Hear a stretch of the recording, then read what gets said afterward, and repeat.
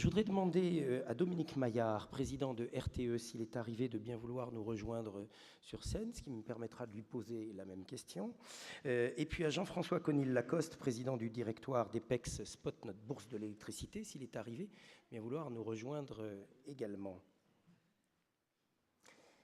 Donc ce réseau électrique qui a été conçu complètement dans l'autre sens, qui a été conçu pour partir des grosses conçu pour partir des grosses centrales et aller jusqu'au dernier capillaire, vous apportez, comme le disait tout à l'heure Marie Zarditi, l'électricité dans la prise, est aujourd'hui en train de fonctionner à l'envers. Comment est-ce qu'on va intégrer tout ça? Est-ce que l'éolien est perturbateur techniquement? Question à Dominique Maillard. Économiquement, financièrement? Question à Jean-François Conil-Lacoste. Est-il responsable de ces prix négatifs de l'électricité dont on nous rebat les oreilles en ce moment? Et comment finalement commencer à mettre en place des services systèmes énergie renouvelable, des services systèmes éoliens, pourquoi pas, et surtout comment mettre en place un marché de ces services systèmes et comment les rémunérer. Alors, Dominique Maillard, à la fois président du directoire de RTE et membre du board du VLPGO, Very Large Power Grid Operator, une sorte de G14 de tous les plus grands gestionnaires de réseaux de transport d'électricité dans le monde. Vous venez juste de publier votre 3e panorama qui est disponible à l'entrée de cette salle. Je vous recommande vivement de récupérer un exemplaire de ce recueil de données. La première fois que nous nous sommes croisés sur un colloque en décembre 2000 à Narbonne, il devait y avoir à peu près 3 mégawatts d'éolien qui tournaient. Marie Zarditi rappelait tout à l'heure le parc éolien de Port-la-Nouvelle, 2,2 mégas.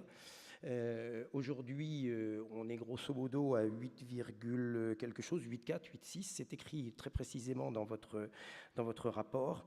Où est-ce qu'on en est vraiment? Comment ce réseau se comporte face à cette arrivée pas encore très massive en France de l'éolien?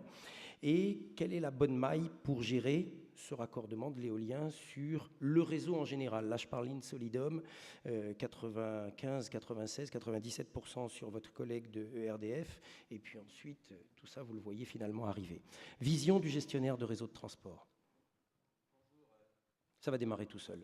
Marie, ça a démarré. Bonjour Philippe, bonjour à tous et à toutes. D'abord, peut-être une banalité, mais de temps en temps, il faut en répéter. Un réseau, c'est fait pour relier, et le réseau de transport, en l'occurrence, il relie des points de production ou des points d'injection à des points de consommation ou des points intermédiaires quand nos collègues de la distribution font l'acheminement jusqu'au consommateur final.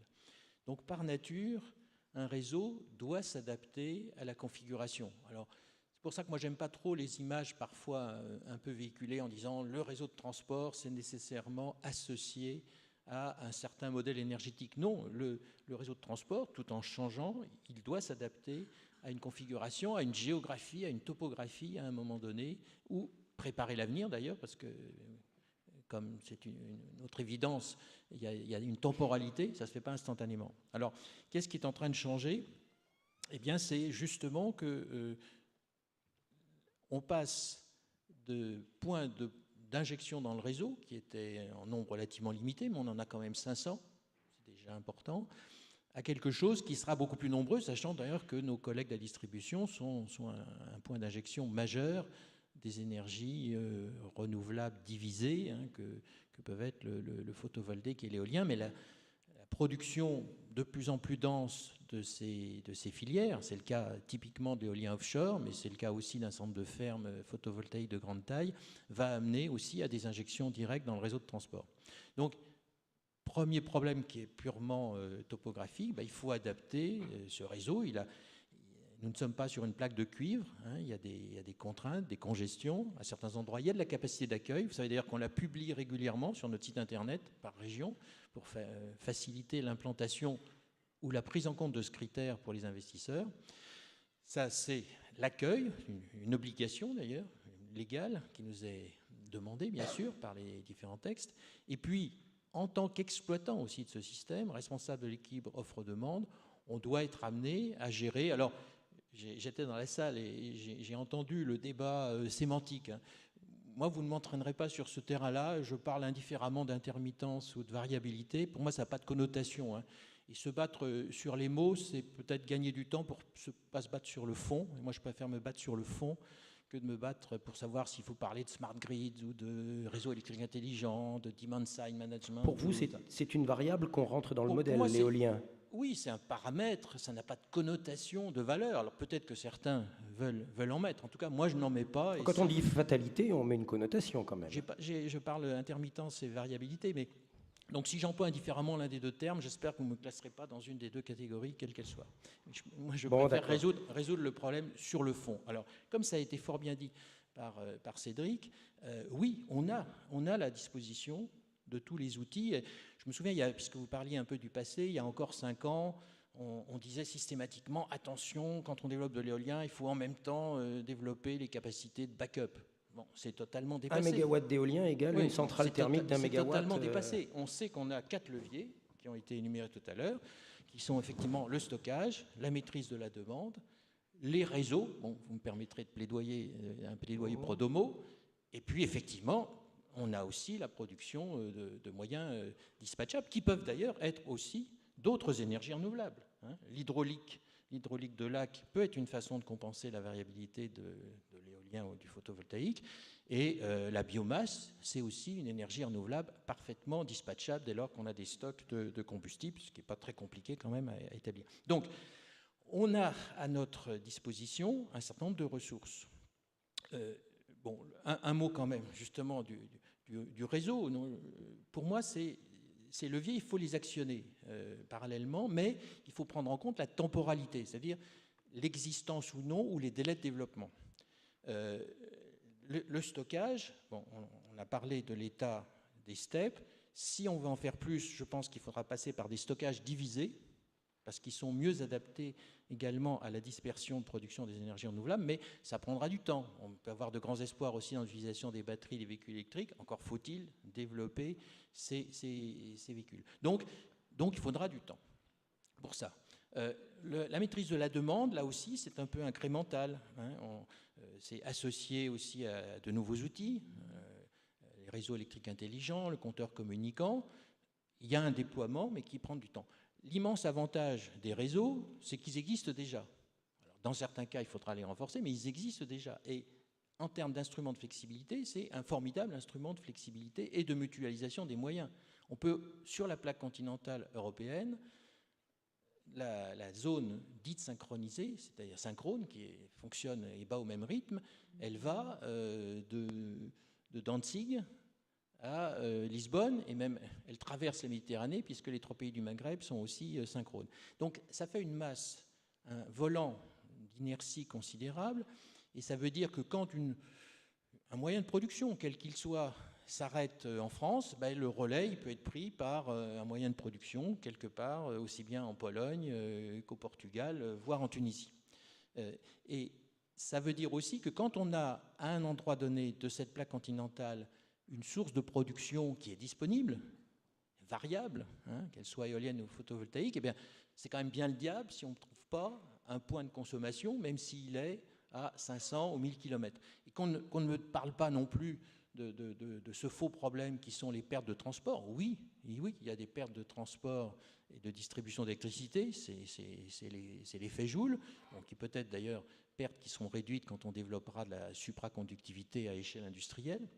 Déjà avec le continu, avec HVDC, oui, transpyrénéenne, vous réduisez déjà. Oui, ce n'est pas tellement la résistance qu'on cherche à traiter, mais c'est l'impédance. C'est le fait qu'effectivement, quand on transporte en courant alternatif de l'électricité dans le sol, l'ensemble, câble et sol se comporte comme une sorte d'immense condensateur. C'est comme si on avait un tuyau d'arrosage percé, donc il faut passer en continu, mais on sait faire.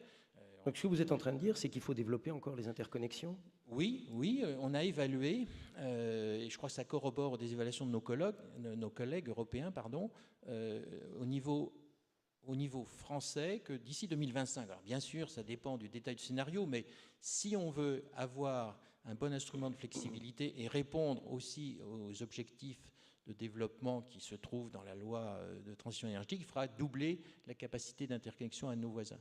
Et on retrouve ces chiffres. Vous savez que la Commission européenne le Conseil européen plus exactement, va débattre à l'occasion d'un conseil des chefs d'État à la fin du mois sur un objectif consistant à passer d'un minimum de 10% à 15%. Bon, je ne suis pas sûr que la formulation soit excellente, puisque certains pays ont déjà très largement dépassé cette capacité. Le Danemark, on l'a dit tout à l'heure, il a une capacité d'interconnexion avec ses voisins qui est quasiment égale à sa propre dimension. Bon, et ce qui d'ailleurs, effectivement, permet une très, très large respiration et une mutualisation des moyens dans cette zone.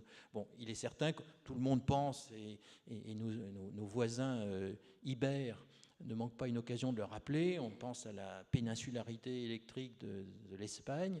Oui, elle est géographique. Alors, elle n'est pas si totale que ça, parce que, comme ça a été rappelé aussi, il y a le Maroc. Et puis, jusqu'à présent, on raisonne mais pays enfin, le par Maroc, pays. ça va en descendant. Là, il y a 2 fois 700 mégas qui a été triplé, Oui, je crois, ou qui est envisagé d'être triplé, mais ça descend. Oui, enfin, je crois qu'il y a même il y a une capacité nominale de 1000 mégawatts, mais qui est exploitée commercialement à peu près à 700 mégawatts. Enfin, ce qui n'est pas...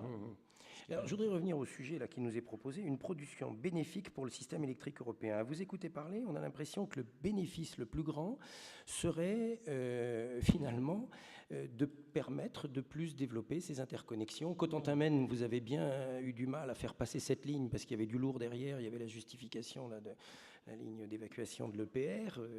Maintenant, pour d'autres lignes plus neutres, c'est peut-être un petit peu plus facile à faire passer. Finalement, est-ce que les énergies renouvelables vous permettent de pousser des projets en disant là, faut y aller?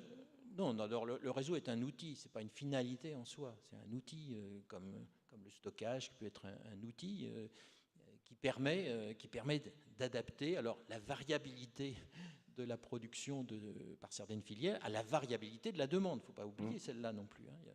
Et le problème, c'est de marier ensemble ces deux variabilités qui n'ont pas de raison de coïncider, parce que le rythme de l'activité humaine, même si nos ancêtres vivaient peut-être un peu plus au rythme des saisons et au rythme diurne, aujourd'hui, il y a longtemps qu'on a abandonné ça. On se réunit dans une salle obscure, alors qu'on pourrait se réunir en plein air. Il y a tas de choses. Bon, donc, cette adaptation du réseau, le réseau, il doit s'adapter. Encore une fois, je l'ai bien dit, il est fait pour relier. Donc, il doit s'adapter d'un côté à l'évolution de la géographie de la demande. Elle change. Il y a des régions qui ont plus ou moins, y compris dans notre pays. Quand on regarde les taux de croissance de la consommation d'électricité, ça peut aller de valeurs négatives. Il y a des régions dont la consommation d'électricité diminue, alors à la fois pour des effets économiques et puis un effet cumulé des mesures de maîtrise de la demande et d'efficacité. Puis il y a des régions qui connaissent un taux de croissance supérieur à la moyenne nationale qui est d'ailleurs aussi ces dernières années très proche de zéro. Et donc il y a une disparité, mais c'est un phénomène long et lent. L'évolution, finalement, le facteur déterminant aujourd'hui, c'est que l'évolution de la qualité et de la nature de l'offre, de la production d'électricité est beaucoup plus rapide que l'évolution de la demande. Donc, ce qui guide l'évolution du réseau aujourd'hui, ça n'est plus l'évolution de la demande.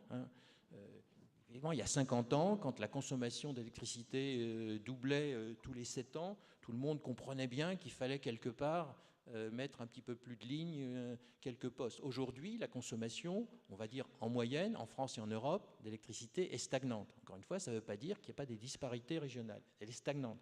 Mais ce qui change, c'est la nature de l'offre. Et donc, le driver, comme on dit, majeur d'évolution et d'investissement sur le réseau, hormis le renouvellement, la mise simplement en état de fonctionnement, ça c'est à peu près un tiers de nos investissements, mais les 2 tiers sont liés à la nécessité de s'adapter à l'évolution, et aujourd'hui à l'évolution de l'offre d'électricité. Vous avez évoqué très rapidement le stockage tout à l'heure. Quand on a développé, quand on a changé le driver, si j'ose dire, et qu'on a massivement développé notre programme électronucléaire en France, ça n'a pu se faire que parce que dans le même temps, on a développé pour lisser des steps, des gigawatts de steps en France. Qu'est-ce que vous pensez aujourd'hui de mettre le paquet pour développer, une fois qu'on aura fait les efforts de MDE, de réseaux intelligents, de travaux sur tout ce qui a été évoqué par Cédric Philibert tout à l'heure, développer le stockage, reconstruire des steps, On nous dit qu'il y a encore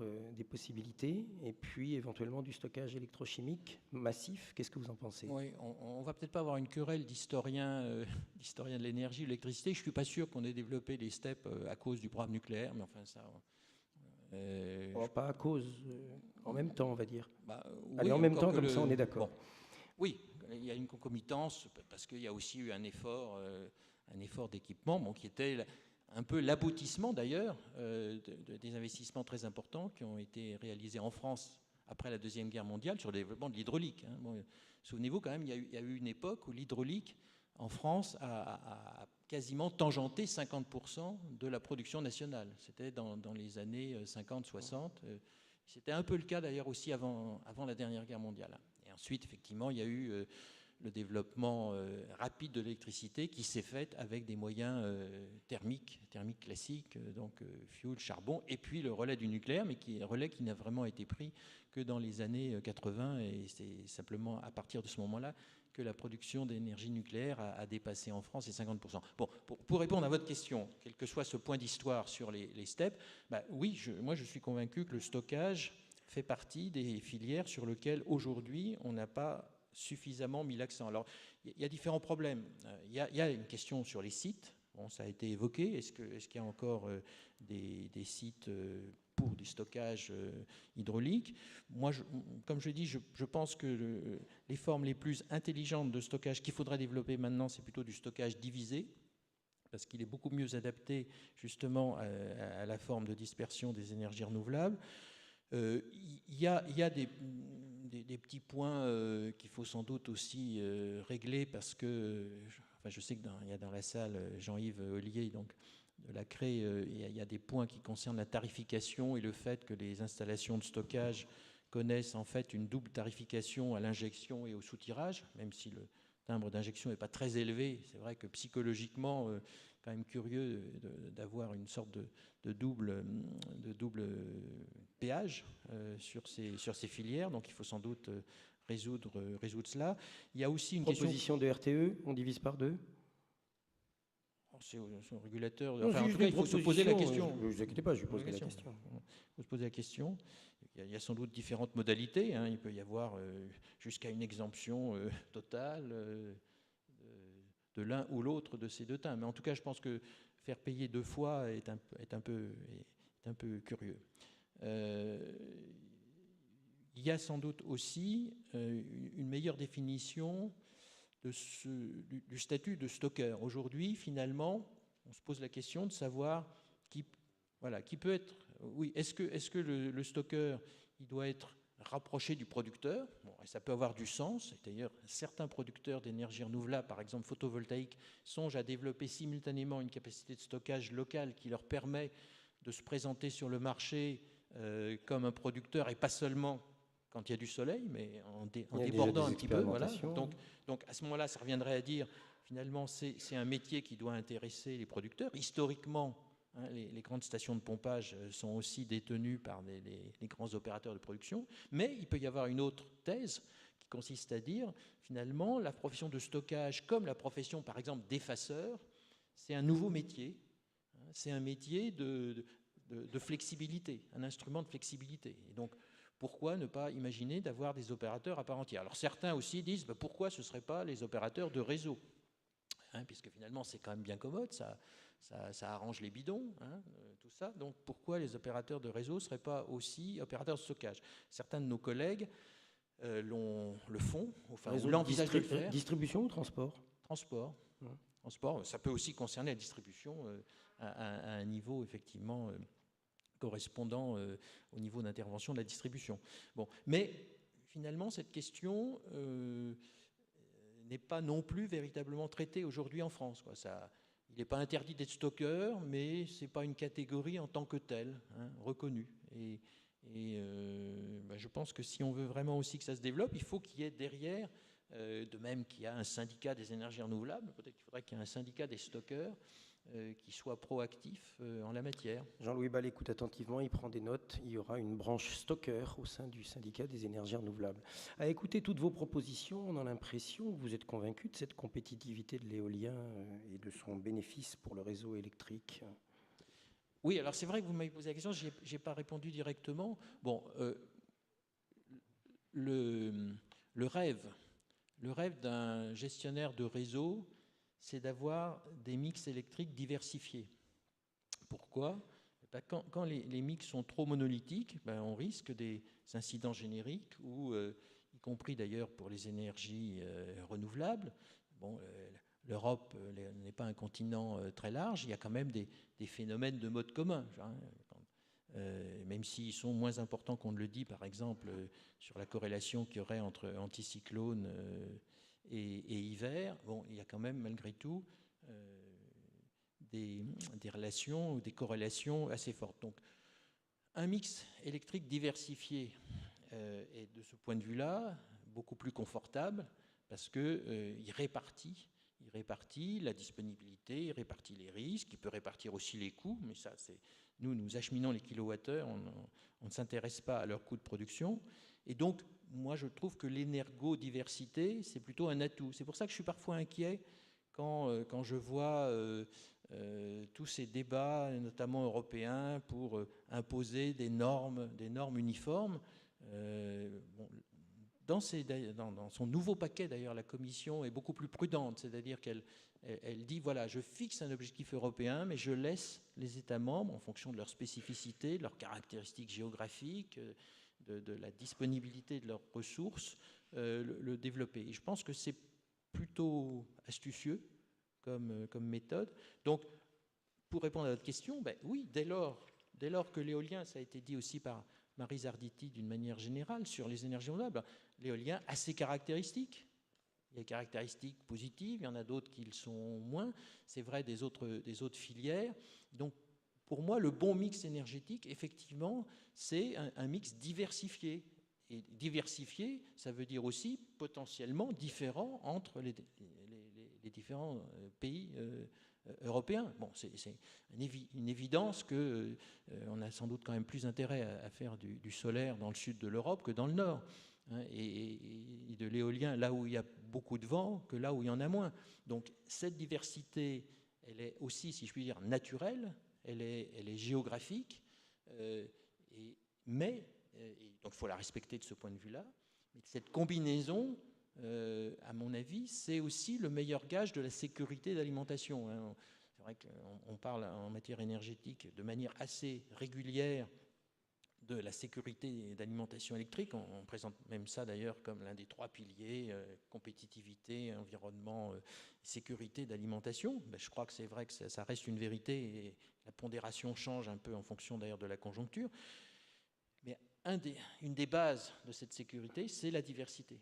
Donc, pour traiter votre sujet, oui, le développement de l'éolien, pour moi, est une chose positive dans le mix électrique et une chose, ça se traduit par des nécessités de faire évoluer le système, mais la richesse de notre métier, c'est de changer. Si on était dans un système statique, ce serait triste. Donc cette variabilité, petit à petit, s'estompe, elle rentre dans le modèle, vous l'intégrez. Si on est capable, et j'espère qu'on le sera, de pouvoir renforcer le réseau là où il le faut, si on est capable de développer en temps voulu la maîtrise de la demande, si on renforce le stockage, oui, ce sera un problème intéressant. On a des défis d'ailleurs qui ne sont pas totalement relevés. Hein. La collecte de l'électricité en mer du Nord qui passe par des réseaux à courant continu, ça, on sait faire, les réseaux continus. Vous êtes en train de le faire sur la transpyrénéenne, Perpignan-Figueras. Oui, non, mais ça, on sait faire des liaisons continues point à point. Ce qu'on ne sait pas bien traiter aujourd'hui, c'est les réseaux multipoints, c'est-à-dire multiples points d'injection, multiples points de soutirage en courant continu. Mais c'est un problème stimulant pour nos ingénieurs. Voilà un challenge pour les ingénieurs. Maryse Arditi a envie de répondre, mais on va d'abord laisser la parole à Jean-François Conil-Lacoste, président d'EPEXPOT, Bourse européenne de l'électricité, donc également directeur général de PowerNext. Alors finalement, vous subissez un peu tous les développements des différentes filières engendrés par les politiques énergétiques des États. Et vu de la bourse, quelle est la solidité du marché pour absorber cette lame de fond des énergies renouvelables qui est en train d'arriver. On a évoqué plusieurs fois l'Allemagne ce matin, pour mémoire, grosso modo 35 ou 37 gigawatts d'éolien en Allemagne, 35 gigawatts de photovoltaïque, voilà où ils en sont. Et nous, si on additionne les deux, on est à 14 gigawatts. Alors, point de vue de la bourse sur cette arrivée massive d'énergie renouvelable sur le marché. Merci de me donner la parole. Je dirais que le marché s'adapte. Le marché, c'est un outil qui permet de faciliter le développement de cette transition écologique, de cette transition énergétique. Il est vrai qu'elle est particulièrement brutale. Elle a été particulièrement brutale en Allemagne, puisqu'on parle aujourd'hui de 80 gigawatts de renouvelables. Je parle d'éolien, de photovoltaïque, et qu'avec l'Energiewende, ce renouvelable a déboulé en quelque sorte sur le marché avec une grande violence. En France, les choses sont plus progressives. Évidemment, le passage de 75 à 50% de la part du nucléaire d'ici à 2025 va aussi bouleverser un peu la donne. Alors, face à cette transition énergétique qui est quelque peu violente, notamment dans le cas de notre grand voisin allemand, eh bien, il y a une autre révolution, un peu silencieuse, dont je voudrais parler ici, et qui n'occupe pas les manchettes des journaux, qui s'appelle le couplage des marchés européens. Monsieur Maillard a parlé évidemment des réseaux. Les bourses spot de l'électricité sont des partenaires des gestionnaires de réseaux de transport depuis quelques années et s'efforcent à leur côté de rendre plus efficace le système électrique européen. Et je dirais, pour résumer, on va peut-être passer le premier slide, oui, sur la carte transparent, que si nous n'avions pas eu de manière concomitante le couplage des marchés en Europe, depuis, disons, 2006, de manière efficace sur le continent, nous aurions eu beaucoup plus de mal à absorber ces flux de renouvelables, dont certains étaient peu prévus, comme notamment en Allemagne. Alors, qu'est-ce que le couplage des marchés électriques? Évidemment, les marchés sont interconnectés, mais trop souvent, les capacités disponibles de transport disponibles aux frontières étaient peu ou mal utilisées. Alors, le couplage des marchés vise précisément à faire en sorte que les capacités qui sont rendues disponibles et qui sont désignées chaque matin par les gestionnaires de réseaux de transport, ces capacités-là soient utilisées à 100%. Donc, de développer la fluidité du marché électrique européen. C'est de cette manière-là qu'à défaut d'un grand marché naturellement intégré, nous avançons progressivement vers un marché intégré de l'électricité en Europe. Alors, ce couplage des marchés, il est rendu possible par l'existence de nouveaux venus dans le paysage électrique, que sont les bourses spot, depuis le début des années 2000. Ces bourses spot, qui par définition traitent l'électricité, facilitent l'échange d'électricité la veille pour le lendemain ou en infrajournalier, sur lesquelles, qui permettent la livraison de toute cette électricité sur le réseau. EPECspot, à titre d'exemple, traite 1 TWh par jour. EPECspot, qui couvre la France, l'Allemagne, l'Autriche et la Suisse, couvre à peu près des quantités d'électricité s'y traite qui représentent 30% en moyenne de l'électricité consommée sur l'ensemble de ces pays-là.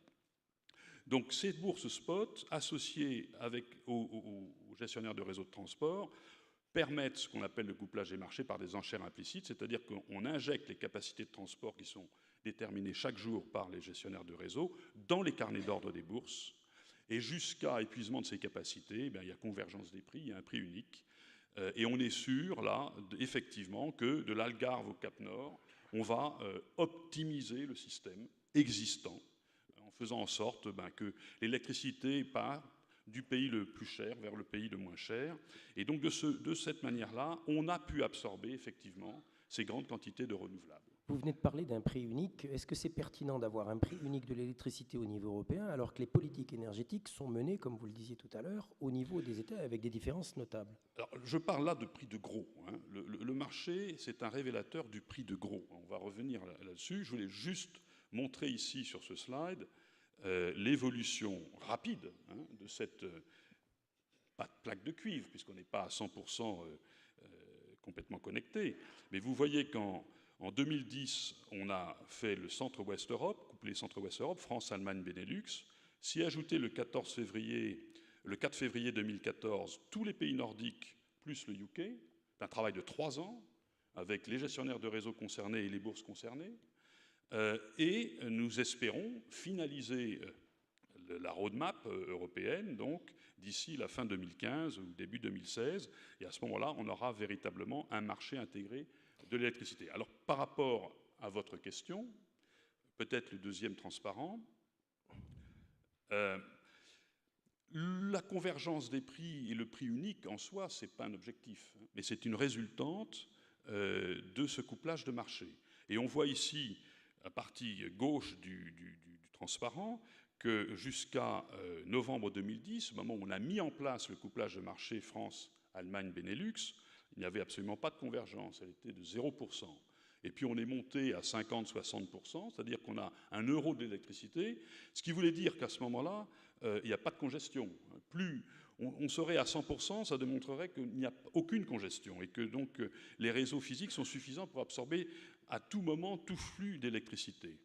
On voit que l'afflux de renouvelables a eu aussi un peu un impact, puisque le système a été rendu un peu moins efficace. Il retrouve des couleurs maintenant, mais vous voyez dans la ligne noire, la ligne noire, c'est la convergence des prix au centre-ouest Europe, donc France, Allemagne et Benelux. La ligne orange étant la convergence des prix entre la France et l'Allemagne. Donc oui, nous avançons, ce n'est pas une fin en soi, mais c'est une résultante vers un marché avec un prix souvent unique de l'électricité qui prouve qu'il n'y a pas de congestion. Le slide suivant. Mai-juin 2013, avant de passer au slide suivant, là, le 16 juin 2013, 11 heures de prix négatif de l'électricité. Alors les prix négatifs... À moins 41, je parle sous le contrôle de Philippe Cavafian qui est au premier rang, moins 41, c'est ça ? Moins 41 € pendant 11 heures en juin 2013. C'est à cause des énergies renouvelables, à cause de l'éolien, tout ça ? Non, pas nécessairement. Je veux dire, on a mis en place des prix négatifs de l'électricité précisément pour montrer les dysfonctionnements qu'il peut y avoir. Et le prix négatif reflète le coût de l'arrêt d'une centrale classique. Et donc jusqu'à atteindre ce coût-là, le producteur d'une centrale a intérêt à produire. Finalement, si on passe 2 slides suivants, voilà. Finalement, les occurrences de prix négatifs à la bourse ont été relativement rares. Vous voyez ça en France et en Allemagne. Elles ont été relativement rares. Et ce n'est pas la résultante uniquement de l'afflux de renouvelables. Il y a quand même également un déséquilibre offre-demande qui s'est manifesté par ces prix négatifs. Le 16 juin, vous parlez du 16 juin, ce jour-là, inflexibilité de l'offre de nucléaire belge, très faible consommation, très faible demande, et donc effectivement, par ricochet avec le couplage des marchés, il y a eu un prix négatif en France. Cédric Philibert, un mot. Effectivement, je crois que la presse a beaucoup dit c'est la faute aux éoliennes, etc. Ça a commencé à 6 heures et au photovoltaïque. Ça a commencé à 6 heures du matin quand le photovoltaïque était nul et l'éolien était très faible. En revanche, on avait beaucoup d'eau, c'était un printemps pourri, et on avait beaucoup d'hydraulique au fil de l'eau et des stations de pompage qui étaient déjà pleines, donc qui ne pouvaient pas absorber. Donc il y a eu des facteurs renouvelables, mais renouvelables à l'ancienne, qui ont pu jouer, mais c'était ni l'éolien ni le photovoltaïque. Merci Cédric Philibert. Jean-François Conil-Lacoste. Alors on revient sur le transparent, puisqu'on a... On va peut-être revenir sur le transparent précédent, celui-ci, voilà. Donc là, on voit, j'espère que vous arrivez à voir, bon, la ligne rouge, ce sont les prix du marché, de gros, encore une fois, qui ne représentent finalement que 35% du prix de détail, ou une trentaine de pourcents du prix de détail. Et ce qui est en noir, ce sont les volumes traités chaque jour à la bourse, disons le marché allemand, là, que nous traitons tous les jours. Vous voyez que parfois il atteint 800 gigawattheures. Et nous voyons un décrochement très net à partir de 2010, quand l'énergie-Wende a obligé le renouvelable allemand à passer par la bourse. Et donc tout d'un coup, par le truchement de la bourse, canal de la bourse, ben, vous avez eu des quantités considérables supplémentaires. Tout ce qui dépasse cette ligne basse noire, ça a été possible, encore une fois, rendu possible par le couplage des marchés qui a permis d'absorber une grande partie de ce renouvelable. Alors, la bourse, elle a aussi mis en place des outils pour cela. Il y a bien évidemment le marché veille pour le lendemain, qui est le marché mainstream, le marché le plus important, et qui permet d'absorber tout cela. Mais il y a surtout le développement d'un marché infrajournalier qui permet en continu, alors que le marché jour pour le lendemain est un marché, une enchère en fait, une enchère à midi. Le marché continu permet, lui, d'affiner en fonction des prévisions, en fonction de la maintenance d'une centrale, en fonction d'un afflux de renouvelables inattendu. Elle permet d'affiner les choses. Et ce marché infrajournalier, aujourd'hui, a progressé de 2 TWh qu'il était en 2011-2012 à 20 TWh. Donc on a décuplé les volumes du marché infrajournalier. On a mis en place aussi des produits quart d'heure, et non pas uniquement des contrats horaires, qui permettent là aussi d'affiner l'équilibre offre-demande. Et nous allons mettre prochainement en place une enchère quart d'heure. Donc la bourse, elle essaie de s'adapter, elle reflète la réalité des politiques qui ont été décidées par les États membres, pas toujours de manière très coordonnée, mais elle essaie de lisser tout cela. Elle essaie de mettre de la fluidité dans tout ça au maximum. Et évidemment, plus elle est liquide et plus elle est large, et Epexpot couvre évidemment un carnet d'ordre très profond et très liquide, c'est la bourse aujourd'hui la plus importante en Europe, elle va permettre effectivement le développement plus serein du renouvelable dans les réseaux. Alors, une dernière question, qu'est-ce qui coince d'après vous maintenant? Est-ce que le réseau se développe assez vite à votre goût? Qu'est-ce que vous pensez de ce qui a été dit tout à l'heure par Dominique Maillard sur le développement de systèmes de stockage? Quelle est votre attente vis-à-vis de ce projet de loi de transition énergie pour que ça fluidifie un petit peu vos échanges? Je vais peut-être introduire un concept dans le dernier slide. Voilà. Alors, nous avons développé un indice européen qui est un indice virtuel qui s'appelle ELIX, qui serait finalement le prix du marché dans un monde parfait, dans un monde où les capacités de transport aux frontières étaient illimitées, en tout cas qu'elles répondaient en permanence aux besoins. Et donc nous le calculons à partir des courbes agrégées de vente et d'achat de nos carnets d'ordre. Donc nous couvrons France, Allemagne, Suisse et Autriche. Il est calculé à chaque heure du jour de livraison. Alors là, vous n'avez pas le résultat, mais ça permet de montrer quel serait le gain pour la collectivité d'avoir un peu plus de capacité physique. Et on a souvent un petit écart, mais pas toujours. Et c'est ça qui permettrait de montrer que oui, on a besoin d'un investissement en capacité transfrontalière supplémentaire par rapport à l'existant. Mais pour l'heure, encore une fois, la logique, et pour ne pas créer des choses inutiles, évidemment on parlait de l'Espagne, et l'Espagne c'était absolument indispensable de développer cette ligne. La péninsule ibérique d'ailleurs est couplée depuis mai 2014 avec le reste là, de Nord-Ouest Europe. L'essentiel pour l'instant c'est d'optimiser l'utilisation de l'existant, et c'est ce à quoi s'attellent les bourses spot en étroite coordination avec les gestionnaires de réseaux de transport. Et les bénéfices pour la collectivité sont considérables. J'ai parlé de ces travaux de couplage Centre-Ouest Europe, Nord-Ouest Europe, Sud-Ouest Europe, qui ont peut-être duré 3 ans à chaque fois, mais ça pèse quelques dizaines de millions d'euros seulement. Or, le bénéfice du couplage de marché au niveau européen est de l'ordre de plusieurs milliards, d'après une étude récente de la Commission. Donc, continuons de faire ça, continuons de développer le marché intégré, et je crois que le développement du renouvelable trouvera sa place parfaitement. Donc votre index va permettre finalement de calculer le temps de retour sur investissement pour des gros ouvrages de stockage, qu'ils soient STEP ou qu'ils soient électrochimiques? Éventuellement, oui. Enfin, c'est ce qui peut permettre de mesurer la distance qu'il y a entre l'efficacité totale et l'efficacité actuelle. Réaction, Cédric Philibert, Marie Zarditi. Réaction par rapport à ce que vous venez d'entendre. Oui, effectivement, par rapport à tout ce qu'on vient d'entendre, 2 réactions. La première, j'ai entendu qu'il fallait beaucoup de réseaux. Et donc, la loi qui est en train de se voter a un article qui fait disparaître tout débat public pour toutes les lignes à haute tension.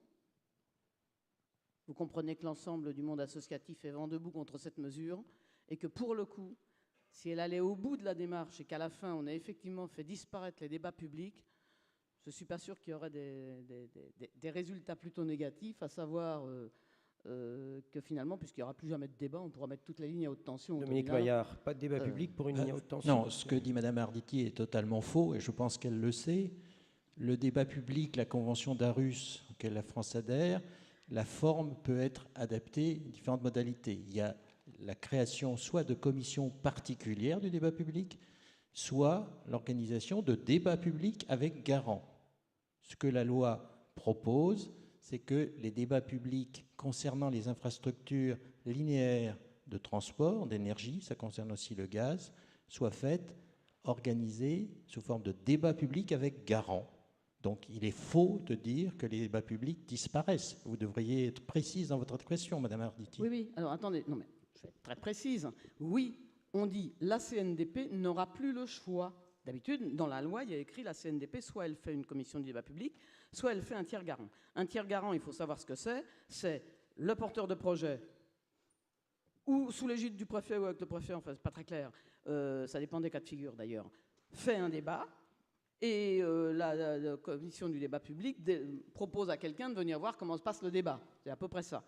D'ailleurs, la CNDP alertée a demandé à plusieurs reprises, enfin s'est élevée elle aussi à plusieurs reprises contre cet article, puisque finalement, quand même, pour avoir, on est quelques-uns dans le monde associatif, il y a eu quand même déjà quelques débats publics avec garant, sauf qu'à particulier, c'est pas un vrai débat public, quoi. Voilà, ça ressemble à une concertation, information-concertation légèrement améliorée. Voilà.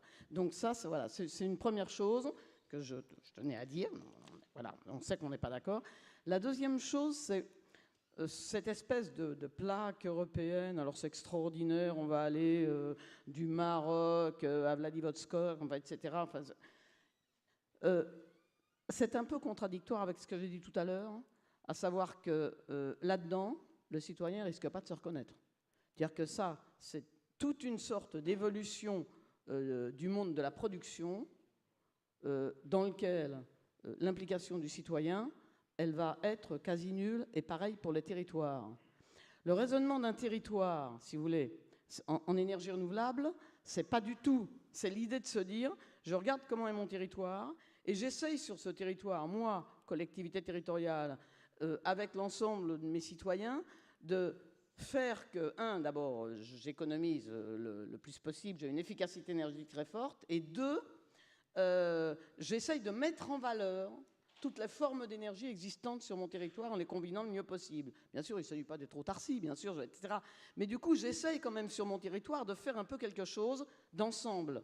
Même si j'ai un peu moins de vent, mais qu'il y en a quand même un peu, ça peut peut-être bien combiner avec une méthanisation d'un côté, un peu de photovoltaïque de l'autre et je ne sais quoi. Donc je fais une espèce de combinaison qui tient à mettre le mieux en valeur possible ce qu'il y a sur mon territoire.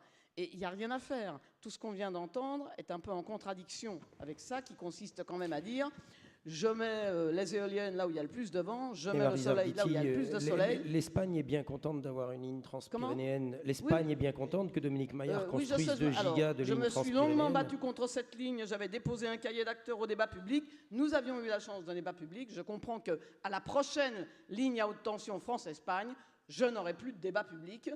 Les Espagnols avaient râlé parce qu'ils n'en avaient pas. Nous sommes réduits au même rôle que les Espagnols. Nous n'aurons pas non plus de débat public.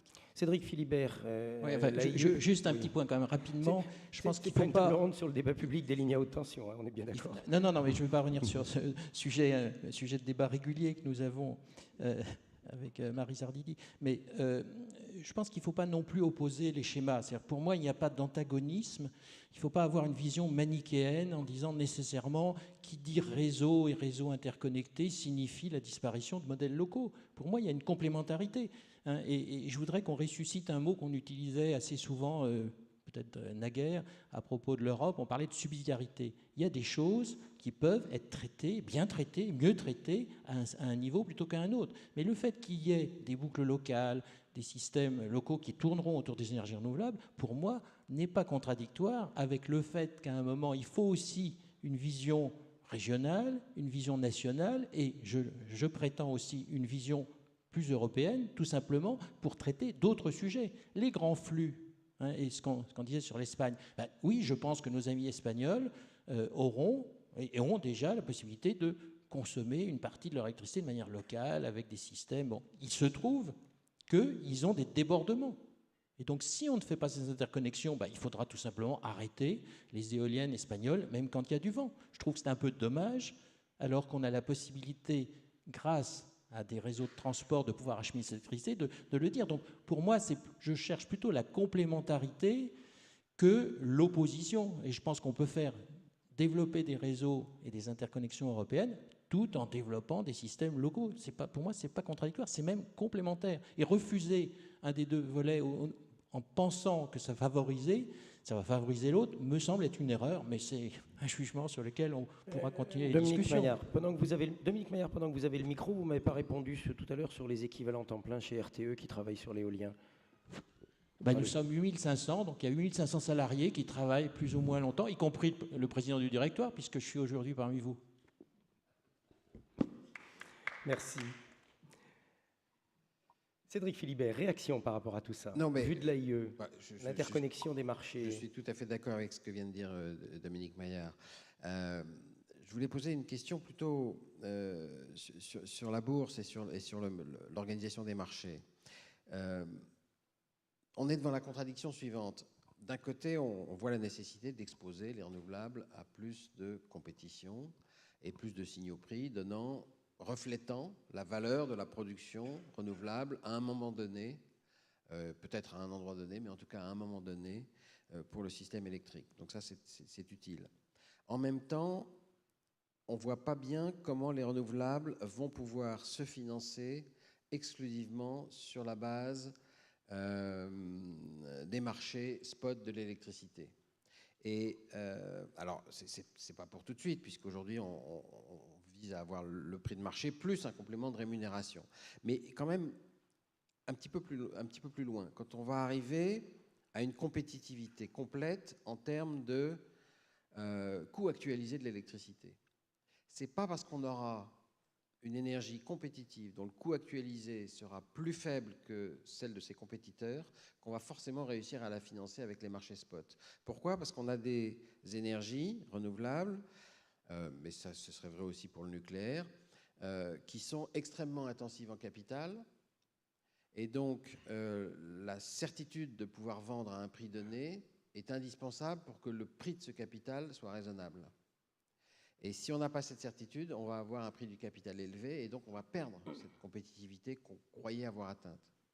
Et le paradoxe, c'est que plus on a de renouvelables dans les réseaux, plus on va déplacer de l'ordre de mérite et donc plus on va avoir souvent un coût faible de l'électricité sur les marchés. Donc les renouvelables sont à la conquête d'un objectif qui ne cesse de se dérober, qui est l'égalité ou la compétitivité à l'égard d'un coût de marché qui ne va cesser de baisser du fait de la présence de plus en plus massive de renouvelables.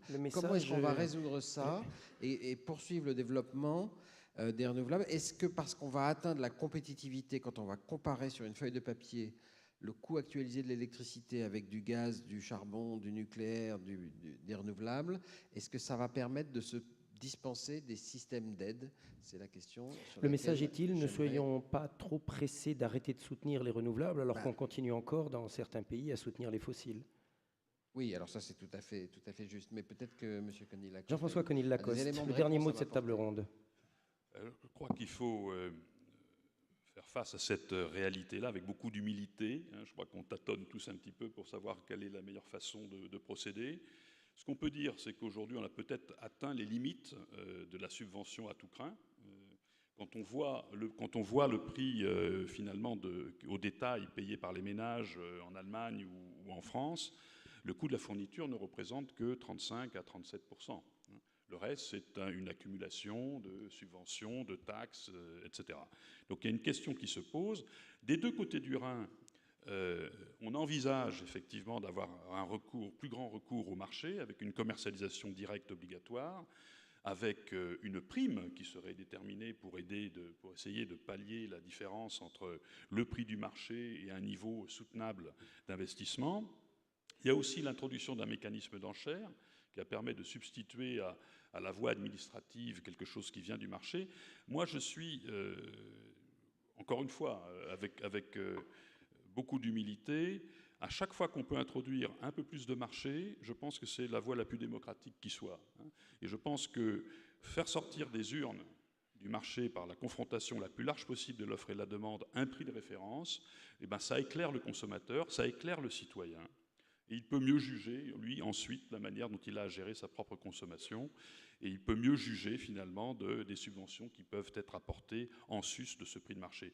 Donc, avoir la transparence sur la formation d'un prix de marché et un prix européen, parce que, in fine, je crois qu'on est passé d'un paradigme d'indépendance énergétique à une interdépendance énergétique de plus en plus grande.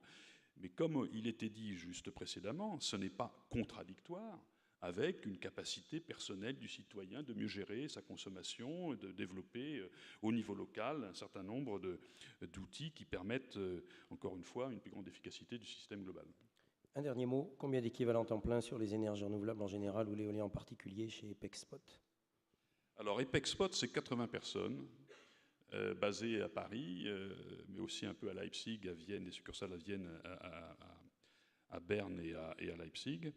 Nous travaillons beaucoup sur, on va dire, moi c'est pas le renouvelable, mais c'est l'infrajournalier, qui est une réponse à la problématique de renouvelable. Et je dirais qu'il y a une bonne dizaine de personnes qui travaillent en permanence pour rendre plus efficace le marché infrajournalier européen. Merci. Merci mesdames, merci messieurs d'avoir participé à cette première table ronde, dont le grand gagnant est RTE avec 8500 équivalents, non pas équivalents temps plein quand même, Dominique Maillard, travaillant pour la défense des énergies renouvelables. Merci.